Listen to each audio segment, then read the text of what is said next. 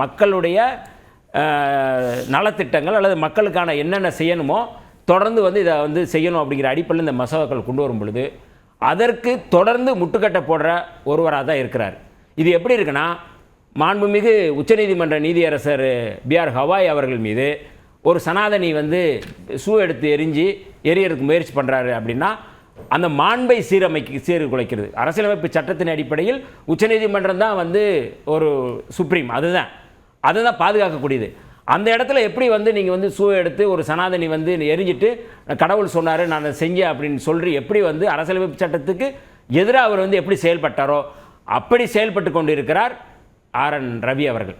அப்போ நீங்கள் வந்து இதுவரை எந்த தமிழ்நாட்டு வந்ததுக்கப்புறம் எந்த மாண்பையும் எதையுமே அவர் வந்து பாதுகாக்கவில்லை. ஒரு மக்களால் தேர்ந்தெடுக்கப்பட்ட அரசுக்கு எந்த ஒத்துழைப்பும் இல்லை. அப்போ இந்த பின்னணியில் இன்றைக்கி வந்து அவர் வந்து சொல்கிறது அப்படிங்கிறது தமிழ்நாட்டை மட்டுமல்ல, தமிழர்களை வந்து ஒட்டுமொத்தமாக அவமதிக்கிறது மட்டுமல்லாது அரசியலமைப்பு சட்டத்தை அவமதிக்கிறார். எத்தனை முறைங்க குட்டுவாங்க? உச்சநீதிமன்றம் தானங்க வந்து நீங்கள் வந்து வெளிப்படையாக சொல்லு 415 பக்கம் இதை வந்து நீங்கள் வந்து அவர் நேராக ஒரு ரிசைன்மெண்ட்டு அவர் ஓடி இருக்கணும். அது ஆனால் அரசியலமைப்பு சட்டத்தை அவர் மதிக்கலை. நான் மதிக்க மாட்டேன்றாரு. நான் ஒன்றும் அதை பற்றி கண்டுக்க மாட்டேன், நான் திரும்ப சொல்லுவேன். இப்போ என்ன சொன்ன கன்சிடர் பண்ணுங்கன்னு சொல்கிறதுக்கும் அப்புறம் உரையாடல் தானே நிகழ்த்துறாரு அவரு. ஒரு மசோதால தனக்கு இருக்கக்கூடிய உச்சநீதிமன்றம் என்ன சொல்லுது, உனக்கு எந்த அதிகாரம் இல்லை, 3 தான். இப்போ மரியாதைக்குரிய பாலச்சந்திரன் ஐயா சொல்கிறார், உனக்கு ஆளுநருக்கு இருக்கிற 3 வாய்ப்புகள் இருக்குது அப்படின்னா நீ வந்து கையெழுத்து போடு, இல்லைனா அங்கே திருப்பி அனுப்பு, அல்லது வந்து நீ வந்து இவங்களுக்கு நீ குடியரசுத் தலைவருக்கு அனுப்பு அப்படிங்கிற ஒரு வாய்ப்பு இருக்குது.